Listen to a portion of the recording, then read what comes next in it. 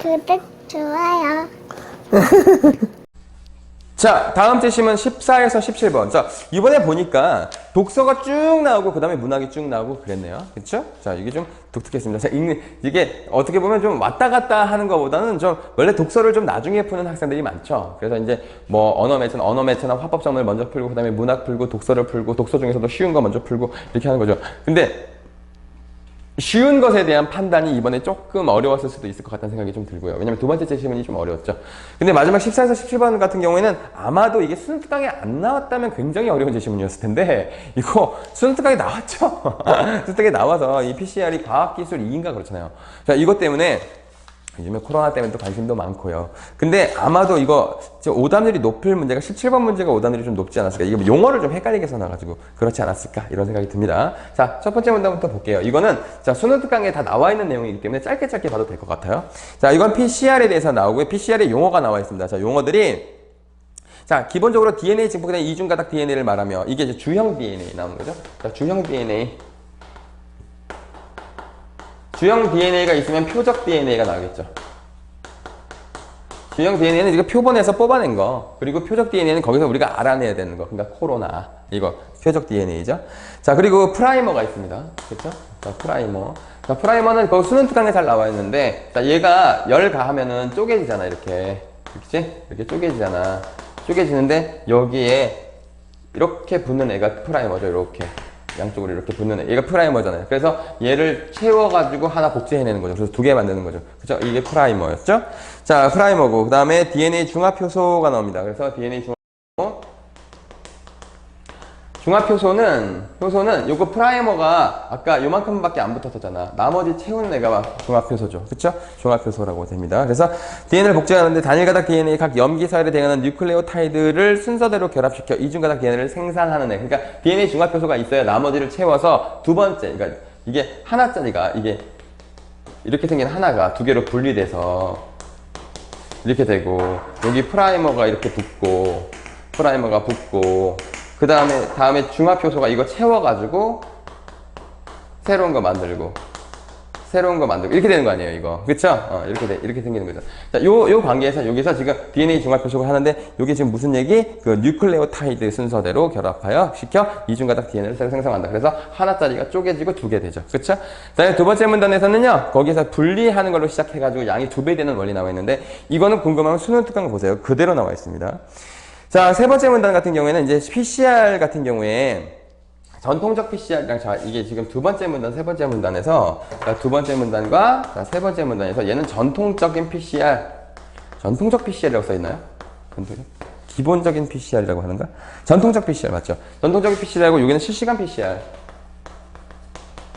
PCR을 얘기하는데 전통적인 PCR은 일단 이 PCR을 다 하고 나서 거기다 형광물질을 주입해가지고 이거 발색 물질, 형광물질을 주입해갖고 얘가 얼마나 염색이 되었는가, 이 DNA가 얼마나 염색이 되었는가, 어느 정도 밝기 이상이면 걸렸다, 안 걸렸다 판단하는 게 전통적 PCR이면 실시간 PCR은 계속 관찰하는 거죠. 계속 주기별로 관찰을 해서 어느 정도 밝기 이상이 딱 되는 순간 걸렸어 라고 얘기하는 자 그런 구조잖아요. 얘는 다 해서 다 증폭을 시켜놓고 형광물질을 넣고 얘는 실시간 PCR은 어떻게 매번 그러니까 아예 처음부터 얘는 형광물질이 들어가 있겠죠. 형광물질이 들어가 있는데 여기 뒤에 나오는 그 형광표식 탐침이라고 되어 있는데 형광표식 탐침이 처음부터 얘가 들어가가지고 이 형광물질 빛을 내는 거예요. 그러면 빛이 어느 밝기 이상이 딱 되면 걸렸어를 중간에도 알 수가 있겠죠. 그쵸?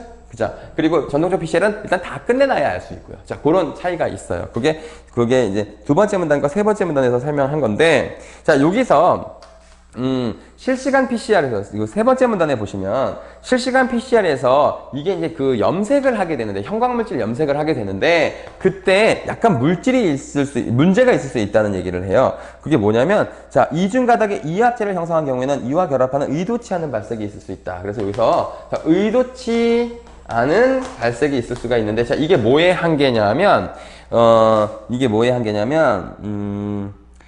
그죠? 특이 염료, 이중가닥 DNA 특이 염료가, 특이 염료, 이게 뭐냐면 특이 염료의 단점이에요. 그러니까 아무 데서나, 다른 데서도 의도치 않게, 여기 이합체라고 하는 거 나오잖아요.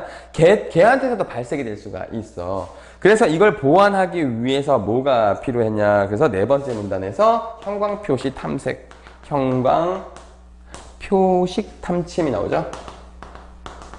표식 탐침. 자, 얘가 이제 이 문제를 해결할 수 있어요. 특이염료가 갖고 있는 문제. 왜냐면 얘는 의도치 않은 발색이 있어서 정확한 검사가 안 될 수 있는데 얘는 정확하게 검사를 할 수가 있게 된다는 거예요. 그래서 얘는 뭐냐면 아까 DNA 중화표소가 이렇게 채우잖아. 그치? 이거 프라이머 결합하고 이거 빈 공간이 있지? 빈 공간에 얘가 딱 처음에 붙어요. 그래서 형광물질과 이 형광물질을 억제하는 소광물질이 붙어있는 단일가닥 DNA 단편으로서 그래야 DNA처럼 생겨야 이게 붙을 거 아니에요. 그쵸?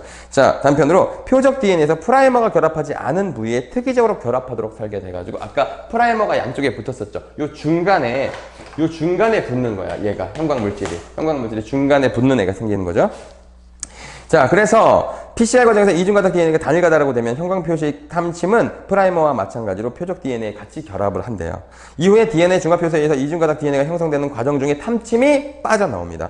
표적 DNA 결합이 끊어지고 분해가 되면서 자, 이게 프라이머가 붙고 중화표소에 의해서 채워져서 그때 분리된 데지.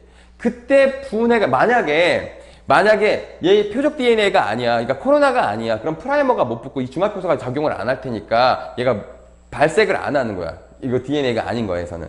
근데 이 코로나 DNA만 이 프라이머가 붙고 중화표소가 들어올 거 아니니? 자, 그때 분해되면서 형광물질이 빛을 낸다는 거예요. 그쵸? 형광물질이 발색이 된대요. 그러면 표적 DNA 특이적으로 결합하는 장점을 지니고 있기 때문에 그러니까 형광표식 탐침은 뭐를 이용하는 거야? DNA 중화표소가 붙는 부분 있죠? 이 나머지 빈 공간. 이 빈 공간에 머무르고 있다가 중화표소가 들어오면 분해가 딱 되면서 형광물질이 빛을 싹 낸다. 이렇게 된 거예요. 다음 문단 가보겠습니다. 자, 실시간 PCR 발색 도중에 증폭된 이중가닥 표적 DNA 양에 비례하며 일정 수준의 발색도에 도달하는 데 필요한 사이클은 표적 DNA 초기 양에 따라 달라진다. 자, 여기 이제 이런 그래프가 있을 수가 있죠. 자, 이런 그래프가 있습니다. 자, 이게 빛이에요. 형광빛이고, 얘가 이제 초기에 요 표적 DNA 수입니다. 표적 DNA의 수가 있다고 쳐봐요. 자, 그러면 얘가 점점 2배, 2의 승수로 가니까 약간 이렇게 되는 애가 있을 것이고, 이렇게 되는 애가 있을 수가 있어요. 자, 그러면, 요 정도의 밝기 이상이면 딱 걸렸어, 이렇게 판단하는 애가 있겠죠. 그쵸? 자, 얘가 지금 A고, 얘가 B라고 쳐봐요. 어떤 애가 최초에 더 많아요? 얘가 최초에 더 많죠. 그러니까 더 빨리, DNA 이게 시간이래요. 시간으로 하는 게 좋겠네요, 여기가. 시간으로 가면, 언제 걸냐, 딱, 횟수. 그러니까 이게 증폭 횟수. 이거 다 돼, 이거. 그러니까 증폭 횟수로 합시다. 증폭수라고 보면, 얘는 한 3회 만에 했고, 얘는 한 7회 만에 했다고 쳐봐. 예를 들면. 자, 그러면 얘가 더 큰 거지?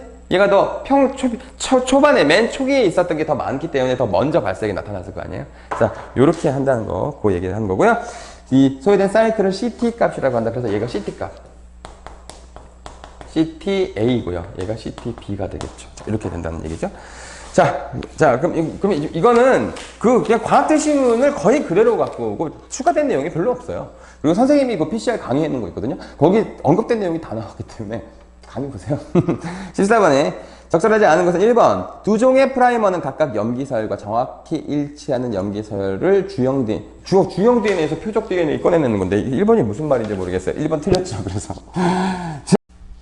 자, 15번 가보겠습니다. 자, 15번의 답은 2번인 것 같아요. 선생님이 풀 땐 2번이 생각이 들었는데, 왜 그러냐면, 기억은 니은과 달리 표적 DNA 붙은 채 발색 반응이 일어난다라고 했는데, 기억이 아까 이중가닥 DNA 특이염료잖아요. 이 특이염료는 여기 DNA에 붙은 채 발색이 된다고 나와 있어요. 거기 보면 그 기억 밑에 줄 보시면, 이중가닥 DNA 결합하여 발색하는 형광물질로 라고 써있죠. 자, 그런데 니은은 어떻게 한다고 했냐면, 이 DNA 중화표소가 붙는 부분에 프라이머랑 같이 붙어 있다가 중화표소가 결합할 때 분리되면서 분해된다고 했어요. 그러니까 붙어서 발광하는 아이가 아니죠. 그래서 답이 2번인 것 같습니다. 다음에 16번에는 어느 바이러스 감염증의 진단검사에 PCR을 이용하려고 한다. 윗글을 읽고 반응한 것으로 적절한 것은? 이라고 물어봤는데, 자, 답은 4번이죠. 실시간 PCR로 진단검사를 할 때 표적 DNA의 염기서열이 알려져 있어야 감염 여부를 분석할 수 있겠군 라고 했는데, 실시간 PCR도 표적 DNA 염기서열이 있어야지 프라이머가 붙지. 당연한 거 아니야? 내가 그래서 이거 너무 당연한 말이라서 오히려 의심이 되더라고요. 그쵸? 16번의 답은 그래서 4번입니다. 제가 아까 얘기했듯이 17번 문제를 틀린 학생들이 조금 많을 것 같아요. 선생님 생각입니다. 생각에. 자, 17번 보겠습니다. 자, A를 바탕으로 이걸 설명하라고 한 건데, 자, 이거 답은 선생님 생각 같은 2번입니다. 자, 왜 2번이냐면, A가 B보다 표적 DNA가 초기 비례가 높대요.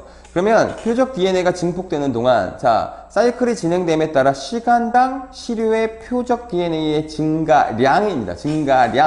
증가량이니까 처음에 2개가 있었을 때와 다음에 이건 10개가 있었던 거야. 그러니까 그러면 증가되는 양이 더 많겠지. 증가 이율은 같을 거예요. 근데 증가량은 A가 더 많겠죠. 그쵸? 더 많으니까. 원래 기초에 갖고 있던 게 많으니까 2배씩 늘어난다고 생각하면 얘는 2, 4, 8, 16 뭐 이렇게 같은데 얘는 10, 100, 10, 뭐 20, 40, 80 이렇게 갈 테니까 실제로 늘어나는 양 자체가 많죠. 그쵸? 그래서 많겠군이 맞고요. 발색도는, 자, 여기 CT에 걸리는 것의 발색도는 똑같죠. 여기서, 걸렸어를 판단하는 거니까, 이건 같아요. 발색도는 같고. 그 다음에 실시간 PCR은 CT 값은 A가 더 작겠죠. 더 앞에 있잖아요. 그쵸? 작겠죠. CT 값은 이제 얼마나 이걸 몇 번 했느냐잖아요. 사이클 값이니까. 사이클이 더 적을 때 발색이 나타나겠죠. 그래서 답은 2번이 되는 것 같습니다. 자, 요것도 선생님이 지금 요게 답이 나오기 전에 찍은 거라서 조금 오류가 있을지도 모르겠어요. 근데 없겠죠. 그냥 잘 풀어요, 문제. 자, 그래서 여기까지 보시면 될 것 같아요. 자, 독서 이번에 조금 연계된 부분 때문에 좀 쉽다고 생각하는 학생이 있을 수 있고, 두 번째 제시문은 가나에 있었던 제시문에서 좀 어려웠다 이렇게 생각하는 학생이 있기도 할 것 같아요. 자, 여기까지 하겠습니다.